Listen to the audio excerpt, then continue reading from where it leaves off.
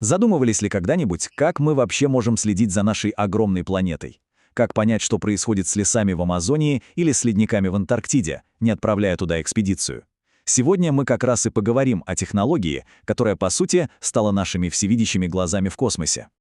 Для начала давайте просто посмотрим на эти два кадра. Сверху тихий, мирный прибрежный город в Японии, а снизу то же самое место, но год спустя, после сокрушительного удара цунами. Разница, конечно, ошеломляет. Это очень наглядный пример того, как быстро и кардинально может меняться наш мир. И тут, конечно, возникает вопрос, как вообще возможно зафиксировать такие масштабные изменения так быстро, так детально, находясь при этом за сотни километров над поверхностью Земли. Ответ кроется в одной удивительной технологии. Итак, что же это за технология, которая позволяет нам буквально держать руку на пульсе планеты? И если говорить просто, то дистанционное зондирование — это способ изучать Землю на расстоянии. То есть вместо того, чтобы отправлять ученых в каждую точку планеты, мы используем специальные инструменты, которые наблюдают за ней с орбиты. Весь процесс на самом деле довольно логичен. Все начинается с платформ. Чаще всего это спутники, которые вращаются вокруг Земли. На их борту установлены сверхчувствительные сенсоры, по сути, очень продвинутые камеры. Они собирают данные и затем передают их на Землю, где уже аналитики превращают этот поток информации в понятные карты и отсчеты. Но как именно эти сенсоры видят Землю? В чем их секрет? А секрет в том, что они способны воспринимать то, что совершенно недоступно человеческому глазу. Представьте себе не фотоаппарат, который делает один снимок, а скорее огромный сканер. Спутник летит по своей орбите и постоянно сканирует поверхность Земли узкими полосами. А потом эти полосы, как пазл, сшиваются в одно огромное, бесшовное изображение. И вот тут мы подходим к самому главному. Весь фокус в электромагнитном спектре. Наши с вами глаза видят лишь крошечную его часть, видимый свет. А спутниковые сенсоры могут улавливать и инфракрасное излучение, и ультрафиолетовое, и даже радиоволны.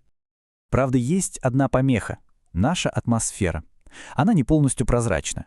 Различные газы в ней поглощают часть излучения. Поэтому сенсоры на спутниках настроены на работу в так называемых атмосферных окнах. Это те участки спектра, где свет проходит сквозь атмосферу почти без потерь.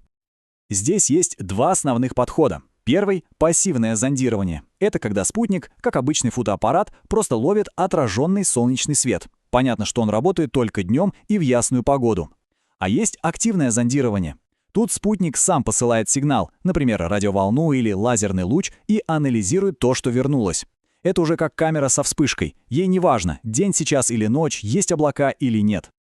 Самые яркие примеры активных систем — это радары, которые легко пробиваются сквозь облака и дым, и лидары, которые с помощью лазеров могут с невероятной точностью измерять высоту деревьев, зданий и рельефа. Хорошо, данные мы получили, но это же просто гигабайты и терабайты цифр. Как превратить этот сырой поток информации во что-то осмысленное и полезное? Этот процесс тоже идет в несколько этапов. Сначала сырые данные, то есть просто набор цифр, очищают от разных искажений, атмосферных, геометрических, а затем происходит самое интересное — классификация. Компьютерные алгоритмы анализируют данные и присваивают каждому пикселю определенный класс. Это вода, это лес, это городская застройка. В итоге мы получаем наглядную тематическую карту. И здесь у аналитиков есть свои суперинструменты. Один из самых известных — это вегетационный индекс, или NDVI. Говоря по-простому, это математическая формула, которая позволяет по спутниковым данным очень точно оценить здоровье и густоту растительности. Принцип его работы на самом деле гениально прост. Дело в том, что здоровые зеленые листья очень хорошо поглощают красный свет, но при этом активно отражают ближний инфракрасный, тот самый, который мы не видим. А вот больные или увядающие растения делают это гораздо хуже. Индекс NDVI как раз и вычисляет эту разницу, превращая ее в понятный показатель здоровья лесов или урожая на полях. Ну что ж, теперь, когда мы немного разобрались с теорией, давайте посмотрим, где вся эта магия находит реальное применение. А применяется она, поверьте, повсюду. Вот, например, снимки сверхвысокого разрешения. На них город виден как на ладони. Каждое здание, дорога, парк. Это, конечно, бесценный инструмент для архитекторов, градостроителей и коммунальных служб, которые планируют развитие мегаполисов. А в чрезвычайных ситуациях спутники вообще становятся нашими главными помощниками. Они позволяют в режиме близком к реальному времени отслеживать распространение лесных пожаров, оценивать их масштабы и координировать работу спасателей на Земле. И поскольку радар, как мы помним, видит сквозь облака и в любое время суток, он может круглосуточно следить за такими опасными явлениями, как, например, вот этот ледяной затор на реке, который грозит наводнением. Огромную роль дистанционное зондирование играет в метеорологии и изучении океана. Эти данные, например, показывают полную картину ветров над Тихим океаном, а это критически важная информация для составления прогнозов погоды и понимания глобальных климатических процессов. Но и это, конечно, лишь верхушка айсберга. С помощью этих технологий следят за вырубкой лесов Амазонии, контролируют состояние урожая для обеспечения продовольственной безопасности, измеряют скорость таяния ледников и даже помогают геологам в поиске полезных ископаемых.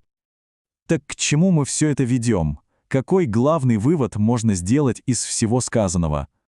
Наверное, главный вывод в том, что дистанционное зондирование — это не просто красивые картинки из космоса. Это мощнейший научный инструмент, который дает нам объективные, глобальные данные для решения самых серьезных вызовов, стоящих перед человечеством. Ведь взгляд из космоса дарит нам уникальную перспективу. Оттуда не видно политических границ. Видна одна целая, живая и очень хрупкая система — планета Земля. И, пожалуй, главный вопрос, который это ставит перед всеми нами — как мы распорядимся этим знанием.